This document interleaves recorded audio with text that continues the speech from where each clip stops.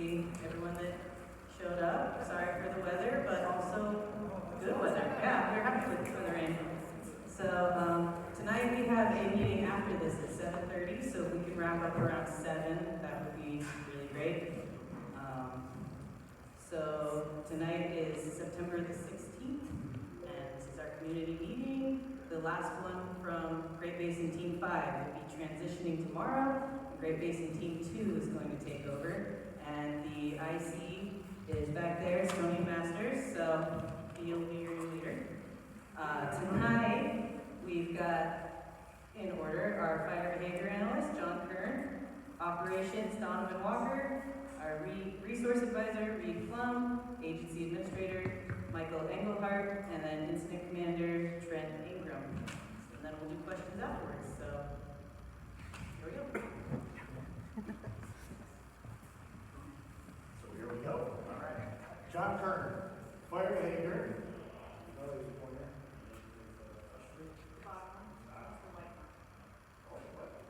All right. So, but I will start out again, John Kern, fire behavior, but I'm going to step into the shoes of Derek Williams, our incident meteorologist, our weather guy. He is holed up over there in our yard with multiple screens of different kinds of radar and triple 3D things that are showing chances of hail, and he just actually, I was on the phone and saying, it's going to get dark.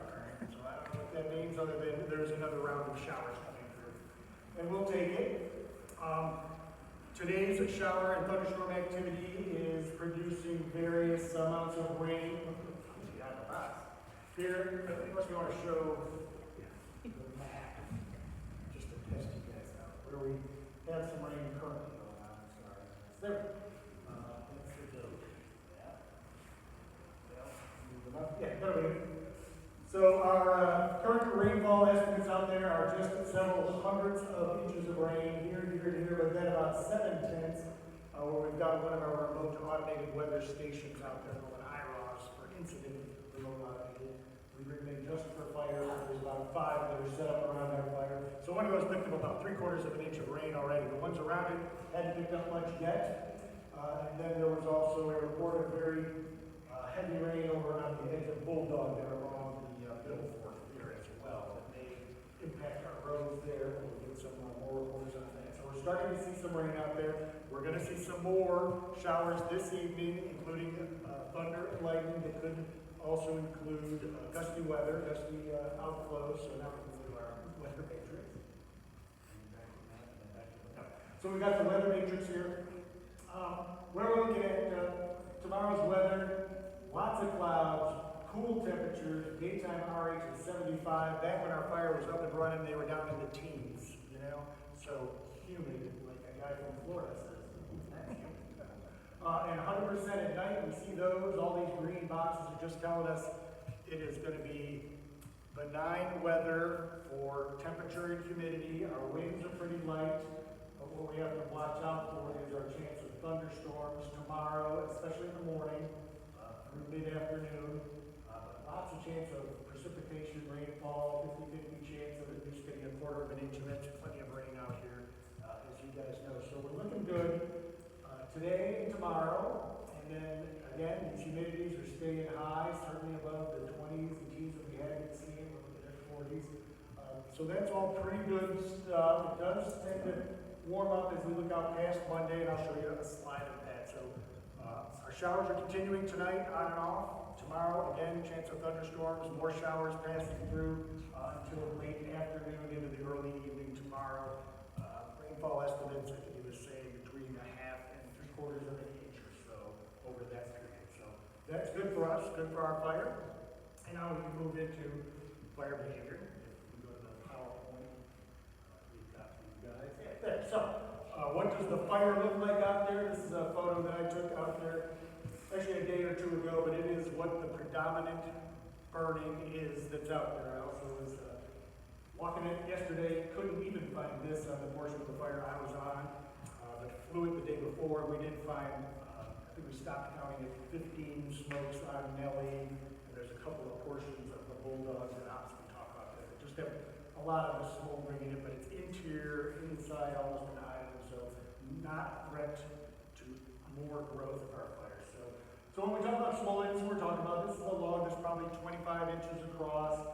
You can tell that the rain cannot get at this Dutch oven that's underneath it there. That'll stay hot for days and days underneath there. And it's fine, it's all consumed around it, except for things like this, where if it starts burning down this log here, and you get to this fresh fuel out there. Not a problem today, not a problem tomorrow, not a problem Wednesday, Thursday, Friday, but next week and all that, we'll keep an eye on it. But again, most of that is interior. Around the edges where the operations folks can get to it, and have got to it all the way around the fire, they would have been attacking this and putting this out there. They would do that very effectively. But interior, you may still see some smoke out there because of smoldering. Would you like to do it in the next photo? It's more smoldering. So this is where a tree stump used to be, and it burns out the tree stump and even its roots down into the ground, down 2 or 3 feet. So again, there's heat down in there, interior, not worried about it. But you can tell that that's going to be sheltered from the rain. It's going to take a lot of rain to put out all of those smokes and stuff like that. So next, keeping us moving here. So now some of the, okay, so that's what we are right now, but what about the future? That's kind of what we want to look at. So this is a little graph of how many fires we get in the Boise National Forest by month. When it's snow covered, not very many, and out here in August, September, and July, we certainly get plenty of fires, but when we get into the end of September and October, it really drops off, and that's where we are. We know why. The sun angle is much lower, it doesn't shine into those valleys very well. It's shorter each day. We lose about a half an hour of daylight every 10 days, so the days are getting shorter, it's getting colder, we saw that. So we're certainly towards the end of our season. Next slide. Forgive me for this, but yeah, I would love a big graph like this. So the purple is our this year's fire. This is energy release component, how dry the fuels are, how much heat comes off, how much water do you have to put on it in order to put it out, how hard is it to put the fire out. And we can see it climb. Different stations were showing us setting records, which is that red line, that's the max for the day. And then we got that rain last Thursday, and we're going to get some more rain. So I bet by the end of tomorrow, this purple line, which is us today, is going to be down here near the minimums, which is the blue line. These other lines that I've got out here are from 2017, 2019. And I put those out there to show that some years it can come back to at least average. The dots indicate days where we had one fire, and the triangle, upward triangle, shows that at least a 10-acre fire started on that day. So nothing like we see at the peak of our season. The occurrence is going to be 1 or 2 fires afterwards, perhaps one if we get what they call a flash drought. If you can go 2 weeks here at the end of September to October, you could get a fire, but it won't be up and moving and troublesome as it is weekend here. So I just show that, even if it does come down like it did in 2017, it can come up some, and that is a possibility. Our next team will certainly be keeping an eye on that next. So what does the next couple of days or weeks look like? 8 to 14 day temperature. Red, we're slightly above average. I gotta be careful how we word this with scientists. So it's not really the degree, how much is hotter. There is a greater likelihood of above average temperatures, is what I want to say there. So there's a greater chance of it being warmer. It doesn't necessarily mean that it's really hot out here. It just means that it is more likely to be above average. So we're slightly above average chance of being warmer, but below for precipitation for rain. So the next 8 to 14 does not look as juicy as it is outside today and tomorrow. We'll take it. It is going to be that wet. Our humidities are going to be up the next couple of days. Things are good. But we'll keep an eye on things us in the next year. So next slide. So season ending. When is this thing going to end? There's a 50-50 chance. That's probability of 50% of our fires ending on September 27th. And then it goes up to 75% that our seasons end by October 2nd. So that is 2 and 3 weeks out. We'll be pretty sure. This is based on climate analysis, different years, 20 different years, those are the dates. It doesn't really look at what our current conditions are. But overall, we're looking that this is about the end of the season, the end of September, early October. That ends most fire seasons. We certainly do think that's going to be the case.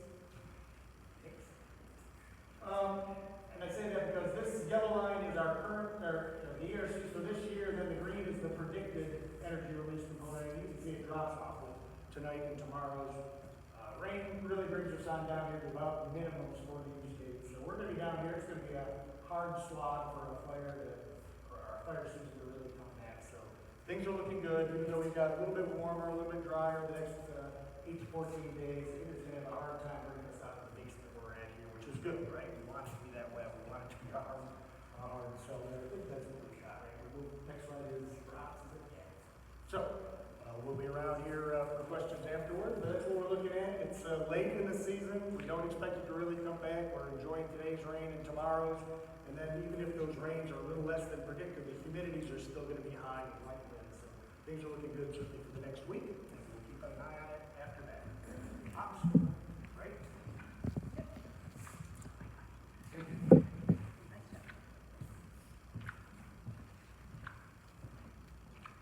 Yeah, good evening, everyone. I'm Walker, Planning Ops Training, Great Basin Team 5. Good to be with you again. And what we just heard is a lot of science, right, that goes into firefighting. What that means to firefighters out on the ground is the conditions that happened several days ago when we did get that first round of rain really allowed us some opportunities to use what Mother Nature gave us to gain containment. And I want to start with that. This little area that we've been talking about, where all this dozer line was, where we've had several crews, and they explained that it's labor intensive, right? It's not solid flat. It's a lot of little areas that all have to be worked through. That's all been worked very well since the time we've been there. We put the drone up today and got UAS in here and confirmed everything that we've gone through. No heat. So we'll be seeing the completed line coming all the way around down to here. And so over 2.5 miles of line that we're completed with. We're happy with the results of the mop-up that's been in there, and we're comfortable calling that complete in that corner. And that's a pretty big deal for the recreation values and other values of risk that we're around Deadwood. So I'm happy to report that. Things that are still going on north of Deadwood, all the way up to Deadwood Outfitters out here and prepping on the 555 road. That is ongoing. Masticators out there, the fallen crews that have been out there with all the slash that's on the ground, that's all getting chipped up right now. And it's all going to get cleaned up. That's all part of our plan, part of what we're transitioning to the next team to continue and complete the operation out there. That's going to look real nice in there. And it's almost done. There's not a whole lot, a couple of miles left in with the mastication, and we're going to be to as far as that we were planning to take that to this upper drop point up here at Deadwood Outfitters. So that continues. We'll go ahead and come down on the east side of the Nelly Fire. So Division Oscar in here, that's what we call it on the east side here. This is in a confined strategy. We monitor it by ground, we monitor it by air, we use drones to monitor it.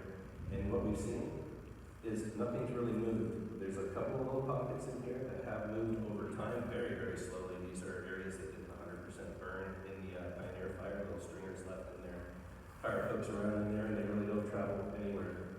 The area to the north that we did have some concern, that's also been contained up there. We took suppression action on that. Direct line in there, mopped it up, and really mitigating any potential adverse effects to the wet hot lookout out there that is wrapped as well. So we're happy about that. Moving around towards the Highway 17 corridor on the bottom. This was a recent area. We got our IR in there. We got the drone up, flew this entire lower southeast side of the Nelly Fire and all the way down across the Highway 17 corridor. We are happy with that. These two divisions down there are currently unstaffed. We are monitoring as we need to. That's not going to be something that we're going to need to really think about too much over the next several days as we have this weather. But with the containment objectives being met in there, that's the whole idea, is we can move those resources to other parts of the fire where we still are doing active work. Did have a debris flow, I think we spoke about last time on the last rain in here. We expect this to happen again on the lower part of the 555 road, triple nickel there. And we have front end loader and some other resources that are available to help us keep that open and move whatever comes in the road away to where it needs to be disposed of properly. Moving around the southwest side of Nelly, nothing's changed in here. This has been contained for some time in here. And we still have the indirect line moving between the two fires. That remains in place. as part of our transition with the next team, that contingency is still in place. Like we spoke before, weather forecasting can be a fickle thing, and they've been really good with the forecasts out here. They've been hitting it right on. But the reason for leaving stuff in there, like we said before, is the what if it doesn't happen, to have that posture ready to go back in there if we needed to, and the next team will take the time to evaluate what right looks like in there. But things are looking really good. Nothing's really moved around between the two fires since we got that last rain, and we're feeling really good about that. Moving up towards the Silver Plunge on the Bulldog fire and the western side, not much again along here. Now, you heard that we had some heavy rain out there today. Just a few minutes ago, we have a debris flow that's actually across the 671 road that just happened. So we're going to be working to get that cleared because we have our spike camp up there, and if you'll just pull up on that a little bit. Silver Creek is where our spike camp is for our firefighters for this division. That's up there working in the Silver Plunge area. Boiling Springs, all this proposed ROTAS line that we've been working on. We're going to talk a little bit about that, what that means here in a second. But all the preparatory work that's been going on there, the thinning, the chipping, the falling, basically making that where it's resilient as fire line if needed to be used in the future, whether that was from Bulldog or from the fire to our north up with Goat up there. Everything's nice and resilient. That's an ongoing operation up there. There's still work to be done up there. We continue to refine and fine-tune the protection that's around the values at risk in there. We're feeling really comfortable. We get another crew up in there tomorrow to replace some of the crews that are going home. So we still have some good coverage and a lot of folks working, doing good work up there. There's a lot of cleanup to do. There's the work that's been done. There's a lot of we call it activity fuels, basically anything from thinning or falling operations, the slash, those piles, they all need to be dealt with, and we're getting some chippers up there and some other equipment to help us dispose of the activity fuels, not so much the large materials, but the smaller materials. Look out up at there you go, the Command 12 up there, that was wrapped several days ago, that remains in place. We also have some water handling equipment around that, so everything's ready. If it does dry out and wants to move around, the Goat Fire is in pretty close proximity to that value at risk up there, and there's a great plan in place to accommodate that if the fire wants to move in closer to that, and it's set up for success in there. If you want to switch to the next slide here.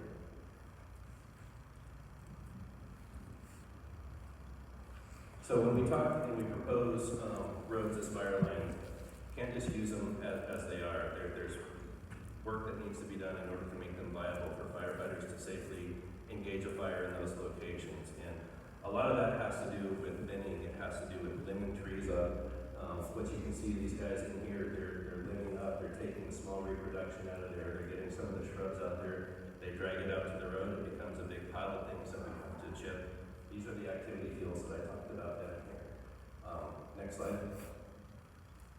It can be very thick. There's a lot of, we call these stovepipes, things that can, these dead trees that can carry fire up high and be a firebrand source if the wind's blowing, those kinds of things. We don't want those right next to the line when we're trying to prepare an area that we're planning on holding. If the fire's going to impact that area, we want low intensity ground fire through the areas that we're trying to hold. And that's what these activities are intended to facilitate for the fire crews that are on the ground. Next slide. Doing it by hand is very labor intensive. That's the reason there's been so many crews out here. Even the engine crews, they're out of their trucks, they're walking and grabbing stuff, and they're part of the greater effort in there. When we have to fall trees, we bring falling crews in with the qualifications needed to safely get the trees that need to come down on the ground and get it thinned out. But it's very labor intensive. Next slide. This is another way to do the same thing. We use mechanical equipment. This is just an example of what an operator sees going into an area, and they're going to be working the same size, doing the same things, but they're in a lot of ways able to either clip trees and put them on the ground, or they'll grind them with a masticating head. Next slide. And that's what this looks like. This is a Pheton head here, and it's a grinder. They're able to reach out, and they're able to take whatever fuel that they're targeting and get it all the way to the ground and make a bunch of chips. The kind of fire behavior that results in those areas is very low intensity. It's ground fire that's desirable for us, and it actually leaves a really good product after we're done. If fire never impacts it, it makes it viable for if there's ever another fire in those areas. Next slide. And that's an example of them moving around and grinding around, opening that setting up in there and making it. It also makes it good for visibility for firefighters. They can see into the areas on the non-fire side. If an ember goes in there, they're able to actually see it quickly when the smoke first starts and get in there when they're holding lines and things like that. Next slide. This is getting towards completion here. You see all the activity fuels along the road there, and after that, crews go through and clean up those areas and prepare them. Then we come through and we start working on the slash and either chipping them into a dump truck and hauling them off. There's lots of different ways that we can do that. Next slide. Part of working in these areas is we impact roads, and we're aware of that. So simultaneously with any of our suppression operations that we're doing, we're also making sure that roads are being maintained and staying viable for our fire equipment, and also post-fire. Once we're out of there, there's less to have to improve or fix on these roads. We try and keep them in good shape as we go. Next slide. And an example, obviously, you guys have seen road grading, lots of dirt roads, but super desirable to keep in those conditions where we can. But all of this work and stuff that's been going on this fire, that's where these pictures have come from, is from our fire here for the Milford complex, and we'll continue. Next slide. So there was a couple of comments on previous meetings about where do the animals go and what happens, and these were firefighter pictures that they submitted. This is a burn area here, go black bear in there. Mama was out in the tree, so they didn't get too close, but definitely they're in the fire area. There's black on the ground. This is all scorched material here. This is opposite of the fire on the green side, of the non-burn side. Deer in there. They're still there. They're pretty resilient animals. They understand what's going on in a natural environment, and when there's a threat, they move out, and then oftentimes they come right back in. So I just wanted to leave you guys with that. I really appreciated talking with you guys for the last couple of weeks. I'll be available for questions if you have them. Thank you.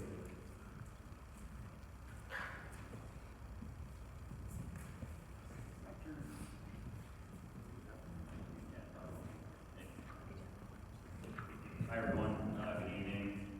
My name is Reed Plum. I'm the lead read or the lead resource advisor on the Milford complex. Great presentation by Donovan, a lot of good things, and I'll probably actually kind of repeat a little bit of what he said. So, but I think the biggest question that we get is like, what is a resource advisor and like where do we fit in? So, you can go to the next one. So a resource advisor, the way I like to look at it is like we're the voice for the resources on the forest that the forest would like to protect while we engage in fire. And so there's a couple things with that. You know, there's us just going out and identifying and evaluating impacts and benefits of fire management, especially when it comes to directly engaging with fire line. We make sure that the incident management team stays within compliance of the land and resource management plans as well as the fire management plan. And we also, work interactively with operations and planning as they're going into suppression, and then as we go into suppression repair, about the resource issues that we have, where we, avoidance areas, whether they're cultural or sensitive species, and we just make sure they're known. We try to work with them on how we can best mitigate the impact of what we're doing while also prioritizing, suppressing the fire and keeping it in a contained environment. Next slide. We're also the starting point for identifying needs for suppression repair. So I would say our bread and butter really comes in when, outside of when we're fully engaged, but it comes in with suppression repair. So a lot of the areas that we identify that are very sensitive, and that we did have impacts in how we went in and engaged these fires, we create a suppression repair plan.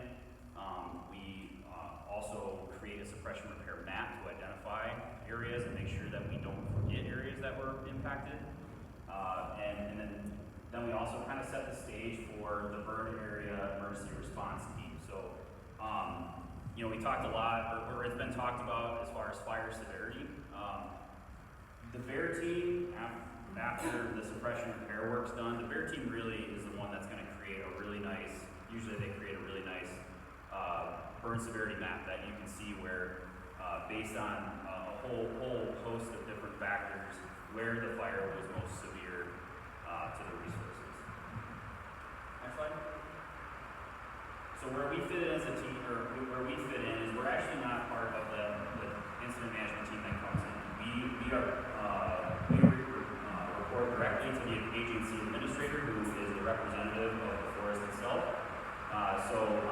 When Mike gets up here, he's, you know, quote unquote my boss. So we try to keep that flow of communication between the forest, the AA, and ourselves, and then also incorporate field data, and then make it kind of flow up to planning and operations. Next. So when we think about like resources, what we're really talking about, it's a whole host of things that you can see there. Watersheds, riparian areas, threatened endangered species, invasive plants, infrastructure, cultural resources. We're trying to keep all that at the front of our mind while we're trying to engage and contain the fire. Next. So what are we doing currently? So right now, with the rain and everything's kind of slowed down. So right now we're doing a lot of inventory. We're making sure that the suppression repair map is updated, and we have a really good platform to present when suppression repair activities commence. I was going to say we were planning for the upcoming rain, but it is raining, so we were doing that. Mainly, you know, Donovan mentioned the debris flows. So we're trying to figure out, like, okay, where specifically, based on fire topography and where we've seen, you know, anecdotally from the environment, where can we see debris flows and where might it impact some of our infrastructure? So that was part of that.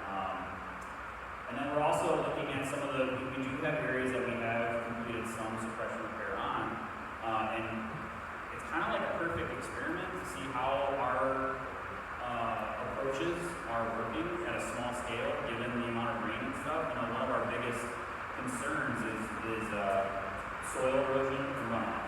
And so when you get a rainstorm, you can kind of go out and look at it and make sure that it's doing what we want it to do. Next. So I think pictures are, they just explain it way easier than I can get up here and you know, belch out stuff.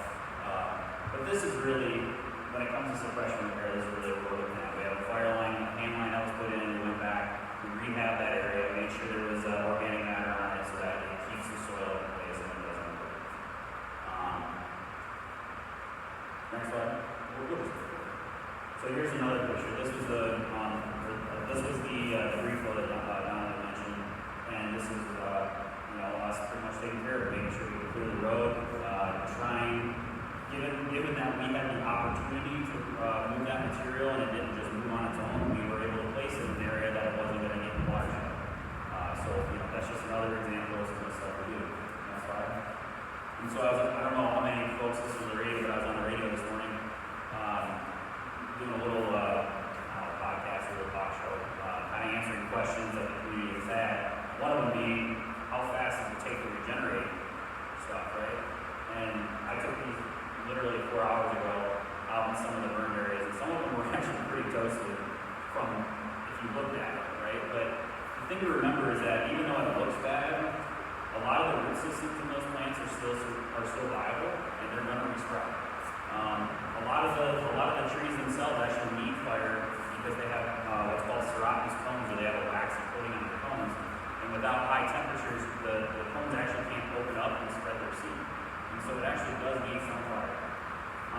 So yeah, anyway, I thought this was awesome. When it comes to forage, you know, those young shoots like this that come back, those are highly nutritious. They're sending out a lot of energy, highly nutritious to a lot of our browsers, a lot of our ungulate species, bears even. Yeah, so anyway, just want to share that. I saw it, I got excited. Thought you guys might be pretty excited about it. Anyway, I'll be around while I heard, so we'll talk about that.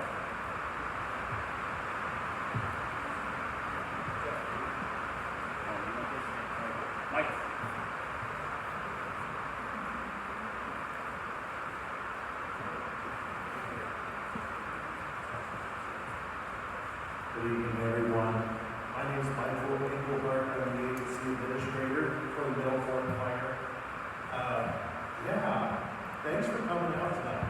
Really appreciate seeing so many folks. I want to let you know how much gratitude we have for community engagement. We listen to what you say and we hear your concerns, and they help us be of better service to the entire community. So just wanted to thank you for coming out tonight and let you know that it has been an absolute pleasure to work in this area of the country. We live in a beautiful, special place, don't you? It's an incredible meeting, an incredible experience to come out to Idaho and share this space with you all. And I thoroughly enjoyed it, and I thoroughly enjoyed all the grace and thanks and gratitude towards myself and towards the entire team. It's been wonderful to see. And that says a lot about you, and I just wanted to say thank you for that. It means a lot. These firefighters work so hard, and it really means a lot to see the community just come out with smiles and warmth and help and assistance and cooperation, and yes, with your concerns, so we can hear you and respond. So very much appreciate that. I wanted to talk to you just about a couple of things tonight. Over the last few days, we definitely, through our public information shop, definitely heard a lot more about questions about closures, fire area closures. And I wanted to be frank with you all on that. First of all, as an agency administrator, whether I'm on a home unit or on a unit I come to visit to help manage, usually during a fire response incident, it's never fun to issue closures, I can tell you that. I believe very strongly in the power of public lands and what that means to you all. Currently, we do have a lot of closures in this area, and I just wanted to convey we are continually and actively working with the local unit as well as the neighboring fires to make sure that we are reassessing those closures in light of the community concerns, in light of the reasons why you want to go and enjoy your public lands, in light of economic values, social values, family values, and what we want to enjoy, especially during this fall season. Hunting season has certainly come up quite a bit, and certainly concerned about folks getting firewood for their homes as well. Other reasons why you visit the forest: rest, solace, enjoyment, the beauty of it as well. We are actively reassessing those closures. I worked with neighboring incident management teams and agency administrators looking at some options. Now, I've conveyed those in conjunction with discussions with the incident commander. Some of our ideas of how we could potentially modify some of these orders moving forward. We've conveyed those back to the local unit. Those ideas drawn on a map, some ideas for opening up some various avenues into the forest. None of those are ready quite yet, but I wanted to let you know right now, we are very much concerned in your value in enjoying the forest landscape, and we want to make sure that we only restrict access where absolutely necessary. It was a great presentation to hear from operations at our readings. It's wonderful for them to come and convey all of the work that's being done out there to make sure that not only are we putting out the fire, but we're caring for the resources and repairing those suppression tactics as we go, making sure we leave it in as good shape as we can post-fire. And a lot of that will have to do with use and access of this forest in short order. So I appreciate your patience with that, and it's an ongoing and active process. I also wanted to say, this is the last meeting hosted by Great Basin Team 5. And I wanted to thank you all for the kind words that you've shared with me, with Brian, the other agency administrators, to our cooperating agencies and partners. Just how much you've appreciated the elevation of their communication, of their education, of their offering of their time, their services, their knowledge to you as a community, in service to the community. I think Great Basin Team 5 has done one heck of a job, and I'm very, very proud of them, and it's been an absolute pleasure to work with them. We are going to go through a transition in the next few days, transitioning to a new incident management team. That's going to be Great Basin Team 2. headed up by someone with quite a bit of local knowledge and connections around here. Tony's going to come in with a lot of expertise on this team and just as much care and compassion for all you folks. And I look forward to him building upon the strengths that Great Basin Team 5 has put into play and continuing to work with you all in an open, honest, forthright fashion to hear your concerns and host these public meetings so long as you find them useful. During a transition time, a lot of decisions are being made, a lot of communication is happening. We have to go to several transition team meetings tonight, in fact. It is a process. As we process that over, it's our hope that we don't drop a single ball. If the ball gets dropped, know that Brian, Monroe, and myself, as well as our cooperators, are here. We're listening. If something changes, if something gets dropped, please let the fire team know. It's not intentional. It's just a lot of information being conveyed about the values at risk, the people that care about the forest, and we want to make sure you continue to be heard through this transition. So again, I just wanted to thank you so much for coming out tonight. I can't wait to visit with you all a little bit more later. Have a great evening despite, well, in celebration of the weather. I guess is a better way to say it. Good afternoon. If you guys don't remember anything else tonight, just remember the Great Basin Team 5 is bringing the rain. We're bringing the rain today. But with that said, like Michael said, a lot of times we have a rough time on some fires, and we're not always welcome. And you guys have welcomed us from day one. You guys have been awesome. So a sincere thank you for all of you. It's been a pleasure to serve you. This is our last community meeting. Tomorrow will be Team 5's last shift here. We'll be transitioned over to Team 2. And not only are you getting a great team, but you're getting a great instant commander. So I'll turn it over not only to the great instant commander, but my friend, Tony Damascus. Well, Steve, you definitely has the kind words. So again, my name is Tony Masters, and we come with a very experienced team, much like Great Basin Team 5. That's exactly what we're going to be doing. We're going to be building off the foundation, the walls. We're going to be slapping the roof on this incident as a whole. Something that's very unique with this incident that we're going to be taking over is not only with the Bulldog and the Nelly fire, we're also too going to be taking over the Snag and the Goat fire and stuff. Just the theater of fires in the sense of just where we're at seasonality-wise and just the ability to expand and contract with our resources we have. And so we're just going to continue working right off of what Donovan did operationally with the Bulldog and the Nelly fire. But we'll also too be focusing on putting the Snag to bed and working on the Goat fire and stuff. So we've got a big landscape that we're going to be working with. And so again, a little bit about myself was I was assistant fire management officer here at Garden Valley for a decade. I lived over in Iowa City for about 20 years, and I lived in and I was raised in Anaheim. So I really do in a backyard. This is a home to me, and so I understand what Deadwood is. I understand what all the lookouts are, hot springs, and all those values into fishing, hunting, and all those things that I enjoy doing back here for you guys in the backyard as well. So appreciate it. I'll just kind of close out with Lauren, and we'll kind of go from there. So thank you very much for your time. You all did a great job. I did not tell you my name. My name is Lauren Juarez. I'm a public information officer. So we've got about 10 minutes to ask some questions for our specialists over there, and we'll start with you.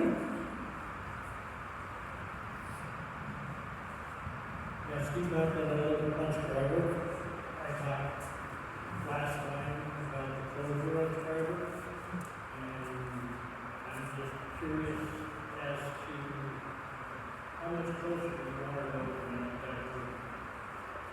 You had 3 weeks more, and a lot of rain.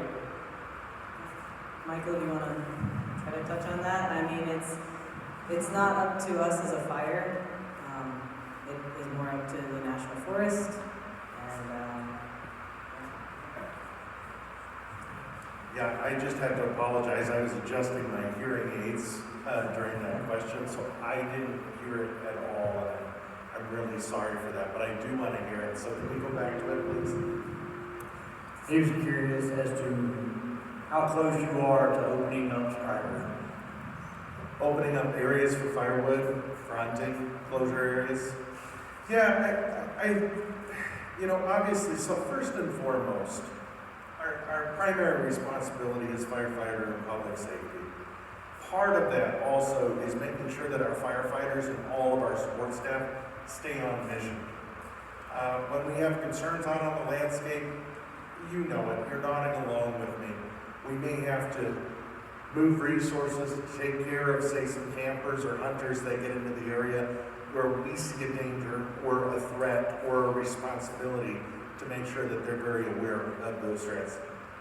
That's the long story. Short story is, I really can't quite say it, but I will tell you, real conversations are being had with real ideas being laid down right now. We're very concerned about making sure that we're providing those opportunities. It is around the corner. I'm just not going to put a number of days on it quite yet, but it is right around the corner. Can we give it a range?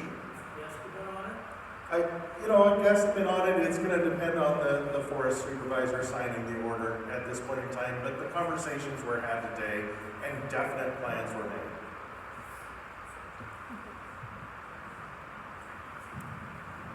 I'm Greg Colby, I live upstairs too. I talked to one of your PIOs in front of the market about 2 weeks ago and asked about the closure, and I got the same story you're giving tonight. They're working on it, they're talking about it every day, and I appreciate the platitudes and the company line to all the public and stuff, because that kind of is what it sounds like to me. But there's been a lot of time that they've supposedly been talking about it, and I also got a friend of mine who used to be on the incident management team, and he says it's up to the fire management team, and then it gets passed back to the forest for the closures. So he says the incident management team has to pass off on the closures, and then it goes back to the forest. Is that true? No, so closures really reside with the forest order.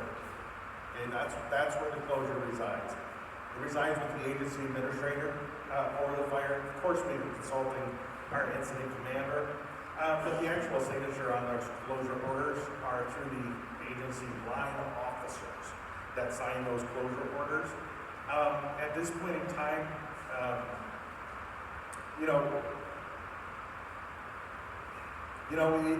it's very hard to talk about closure orders in a dynamic environment. There's a lot of factors out there. I'm sure you absolutely understand that. All I can say is that firefighter and public safety is at the top of our list, and we are actively working on looking at lifting closures, or modifying closures is better way to put it.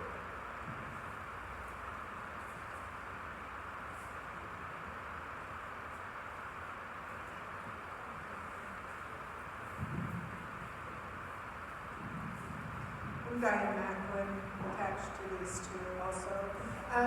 Listening to the talk about the cleaning the brush and masticating and doing all of this, last fall we were headed up 693 to go hunting, and there was a Forest Service work crew. They were thinning out trees. That's great, but they left it all lay. They didn't even pick any of it up. And we have loggers that come in, they log, they leave all their garbage behind. They don't pick up any of the deadfall. They don't clean up at all. To me, that's counterproductive for you guys fighting fires. It seems like timber sales, maybe they could have that included in the contract. You guys, Forest Service people, need to clean up after themselves and quit creating so much work for everybody else.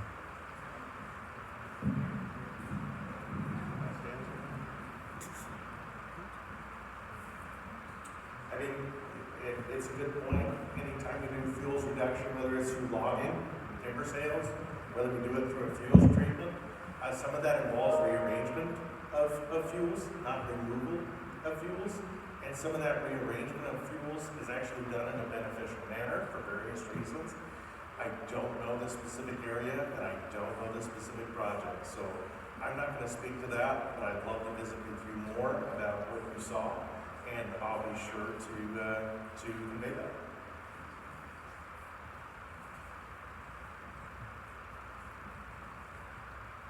Any more questions? Okay, great. So thank you very much everyone for coming. I want to let you know that the exit is pretty slick from the rain, so be careful as you walk out. It's a new team. They're still looking at their schedule for the meetings, so we will be announcing the next meeting on social media, on InstaWeb, and on our trap line boards in town. So everyone get home safe and stay dry, and we really appreciate it. And it's been great being in this community. So thank you.